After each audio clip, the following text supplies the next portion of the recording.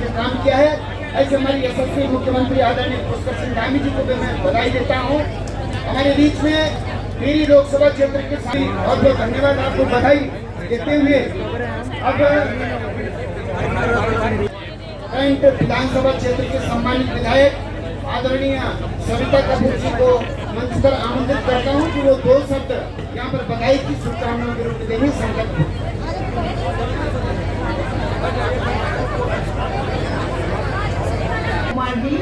हमारे बीच मंत्री गणेश जोशी जी और यहाँ उपस्थित लोकसभा प्रत्याशी के रूप में जो हमारी श्रीमती माला राजलक्ष्मी आज चुनी गई। भारत माता की।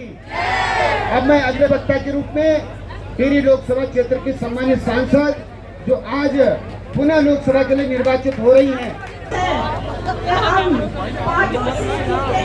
कुछ समय बाकी है कर रहे हैं और मुझे पूरा विश्वास है हम ये 5 सीट जीतेंगे और आप सभी को और मेरे पूरा उत्तराखंड के परिवार को मैं धन्यवाद देना चाहती हूँ और सभी को जिन्होंने मोदी जी के साथ दिए और उन लोग को भी धन्यवाद देना चाहती हूँ जिन्होंने जो भी हुआ, मैं सबको धन्यवाद देना चाहती हूँ। धन्यवाद।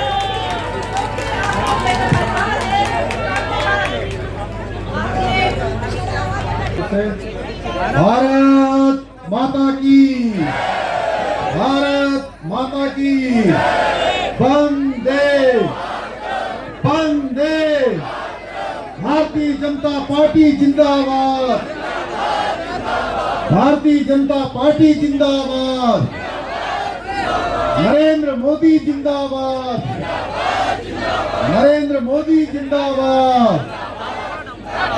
जय बद्री विशाल, जय बाबा केदार, जय बाबा टपकेश्वर।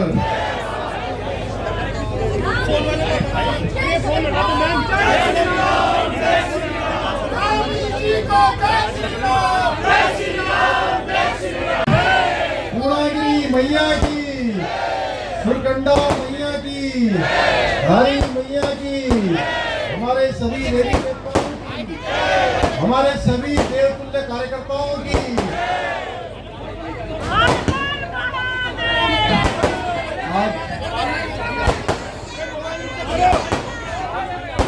आज बहुत ही ऐतिहासिक दिन है जब हम पूरे देश के अंदर भारतीय जनता पार्टी और एनडीए गठबंधन से देश की जनता ने बहुमत देकर फिर से सरकार में आने का अवसर प्रदान किया है। इस अवसर पर हमारे पार्टी के अध्यक्ष जिनके नेतृत्व में हमने भारतीय जनता पार्टी ने पूरे प्रदेश के अंदर ये चुनाव का प्रचार अभियान हमारा गांव-गांव तक पहुंचा। अनेक सभाओं के माध्यम से मुझे भी आपके नेतृत्व में पार्टी ने पूरे प्रदेश के अंदर जो भी जिम्मेदारी दी, आप सबके सहयोग से जन जन तक पहुंचाने का काम हमारे सभी कार्यकर्ता बंधुओं ने, हमारे आदरणीय अध्यक्ष, हमारे राज्यसभा के सांसद आदरणीय अजय भट्ट जी का, महेंद्र भट्ट जी के नेतृत्व में आज हमको ये सफलता मिली है। इस अवसर पर मैं अपनी ओर से सभी कार्यकर्ताओं की ओर से हमारे आदरणीय अजय महेंद्र भट्ट जी का बहुत अभिनंदन करना चाहता हूँ कि बहुत ऐतिहासिक जीत हमको यहाँ मिली है। मंच पर आसीन भारतीय जनता पार्टी के पूरे संगठन को जिन्होंने लगातार गति देने का काम किया और बहुत सामने न आकर लगातार योजनाओं को अंजाम देने का काम किया। हमारे संगठन मंत्री आदरणीय अजय जी, भारतीय जनता पार्टी के राष्ट्रीय कोषाध्यक्ष कई बार उनको यहाँ से सांसद बनाकर दिल्ली भेजती रही। आज के दिन बस अब जीतने ही वाली हैं, जीत चुकी हैं वैसे।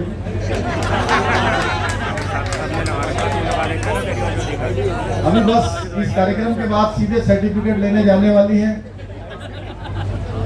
आदरणीय माला राज्य लक्ष्मी शाह जी, हमारे बहुत वरिष्ठ नेता और राजपुर के लोकप्रिय विधायक आदरणीय खजानदास जी, कैंट क्षेत्र की लोकप्रिय विधायक आदरणीय सविता कपूर जी, विनोद उनियाल बहन जी, हमारी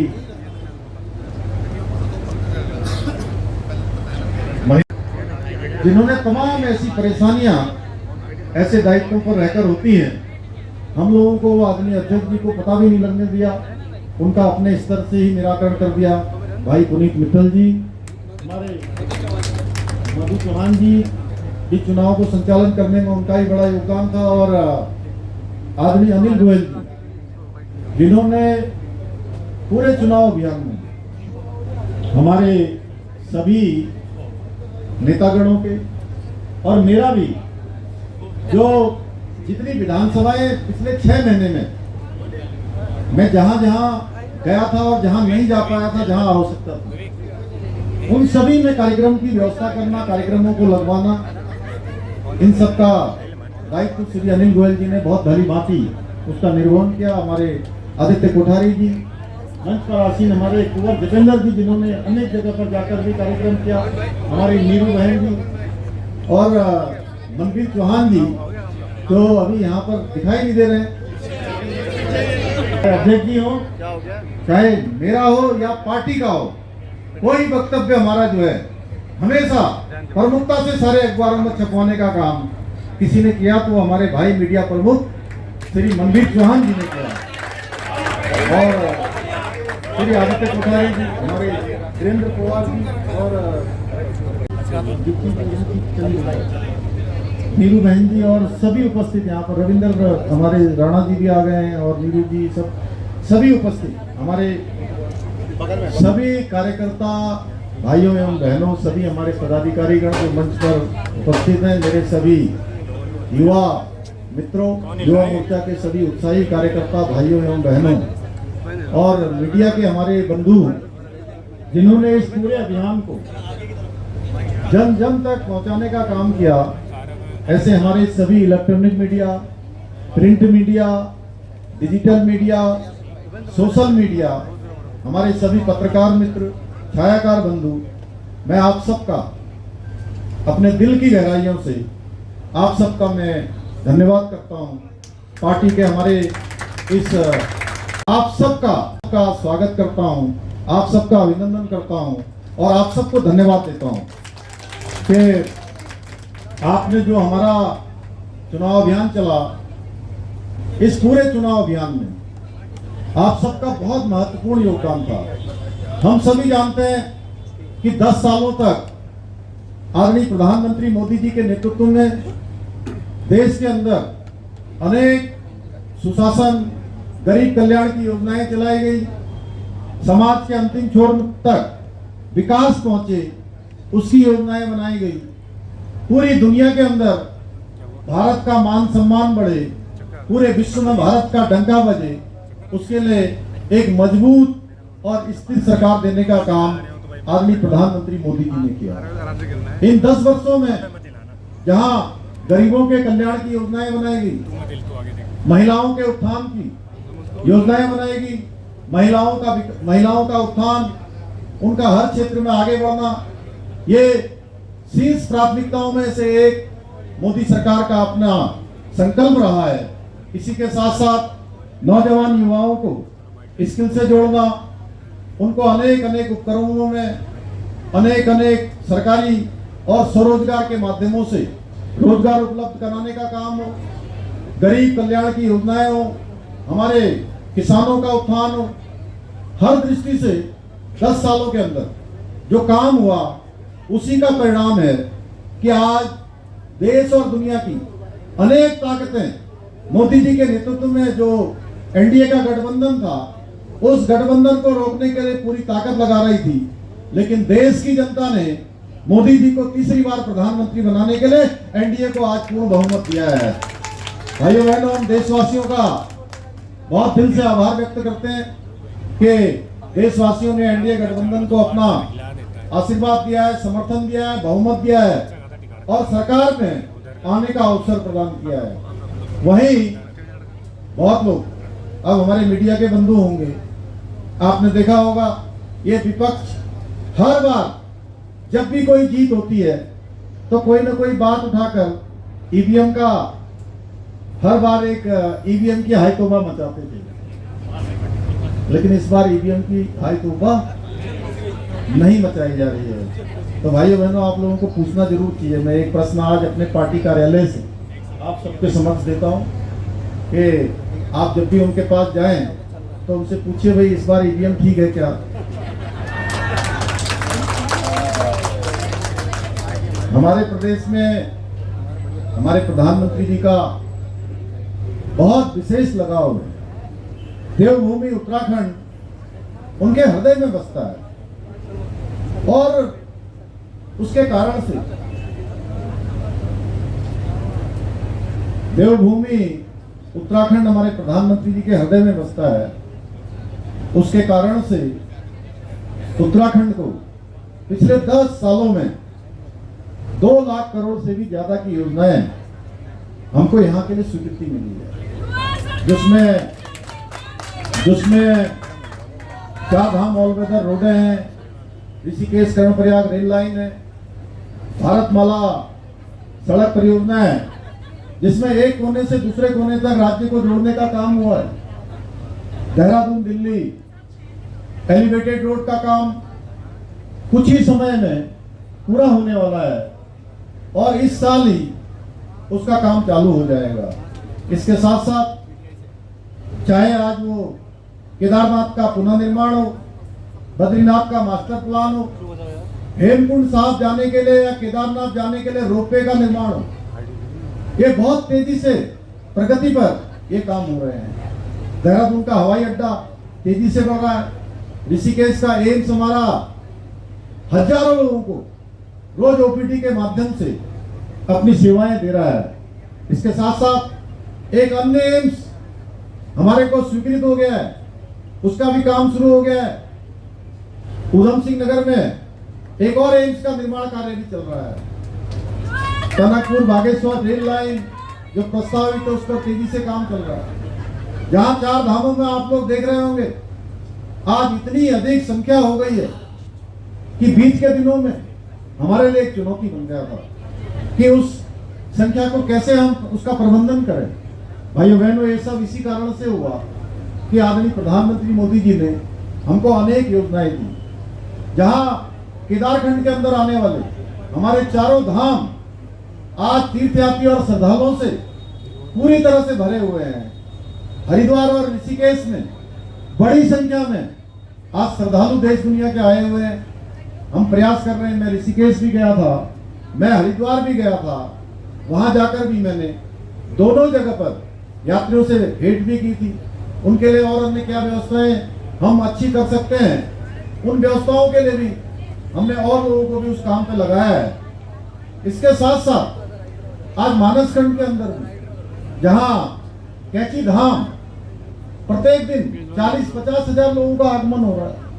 आदि कैलाश जहां आज देश की आजादी के बाद कोई प्रधानमंत्री आदि कैलाश नहीं पहुंचा था, देश के मंत्री भी नहीं पहुंचते थे, उस 18,000 की ऊंचाई पर देश के पहले प्रधानमंत्री नरेंद्र मोदी जी हैं, जिन्होंने पूरी दुनिया को आदि कैलाश दिखाने का काम किया था।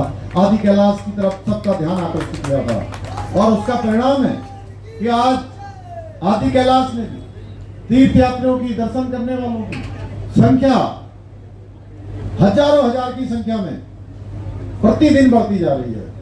भाइयों बहनों, इस प्रकार से हमारे आज पूरे उत्तराखंड का तेजी से विकास हुआ है, तेजी से उत्तराखंड आगे बढ़ा है और प्रधानमंत्री जी ने अनेक अवसरों पर हमेशा उनके मुख से निकला है कि 21वीं सदी का ये तीसरा दशक उत्तराखंड का दशक होगा और आज हमारा उत्तराखंड उस दिशा में आगे बढ़ गया है। डबल इंजन की सरकार के कारण से बहुत सारे फैसले हम लोगों ने लिए, जिनके बारे में आदरणीय अध्यक्ष जी ने अभी आप सबके सामने सारी बात रखी।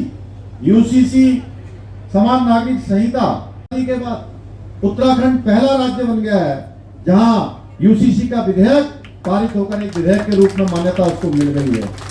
आज नकल विरोधी कानून हो या अतिक्रमण हटाने का लैंड जिहाद के खिलाफ एक बड़ा अभियान हो या दंगा रोधी रोकने का कानून हो या हमारी मातृशक्ति को 30% का आरक्षण हो, ऐसे अनेक काम या इन्वेस्टर ग्लोबल समिट के माध्यम से राज्य के अंदर बड़ी संख्या में निवेश को लाने का काम हो, ये सारा काम डबल इंजन की सरकार ने आगे बढ़ाया है।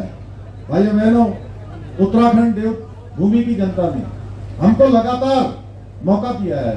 हम सब बहुत ही प्रमुख कार्यकर्ता यहाँ पर पहुंचे हैं। मैं आप सब से यही कहना चाहता हूं कि ये वास्तव में हम सब के ऊपर जहां देवभूमि की जनता की बड़ी कृपा है, बड़ा उनका आशीर्वाद है, उन्होंने अपना मत, अपना समर्थन देकर हमको जहां सरकार में भी आने का अवसर दिया। पहली बार देवभूमि उत्तराखंड 23 सालों के स्थापना के अपने कालखंड में ये पहला अवसर है जब किसी भी राजनीतिक दल की लगातार दूसरी बार सरकार बनी है। ये देवभूमि की जनता के आशीर्वाद से ये एक मिथक, एक नया यहाँ पर कीर्तिमान स्थापित हुआ। एक यहाँ पर हमेशा से ये परिपाटी चलती थी कि एक बार एक पार्टी की सरकार होती है, दूसरी बार दूसरी पार्टी की सरकार बन जाती है। भाइयों बहनों, वो मिथक यहाँ की जनता ने तोड़ा और इस बार पांचों की पांचों लोकसभा सीटें कम अंतर से नहीं, बड़े अंतर से जिताकर देवभूमि की जनता ने, हमारी माताओं बहनों ने, हमारे बड़े बुजुर्गों ने, हमारे नौजवान साथियों ने और हर वर्ग ने ये बड़ी जीत ये दर्शाती है। ये इस बात का प्रत्यक्ष प्रमाण है कि हर वर्ग ने आगे आकर माननीय प्रधानमंत्री मोदी जी को तीसरी बार प्रधानमंत्री बनाने के लिए देवभूमि की जनता ने अपना मत और समर्थन दिया है। भाइयों बहनों, पूरी देवभूमि की जनता का मैं दिल से उनको प्रणाम करता हूँ, नमन करता हूँ कि उन्होंने ये हमको अवसर दिया है।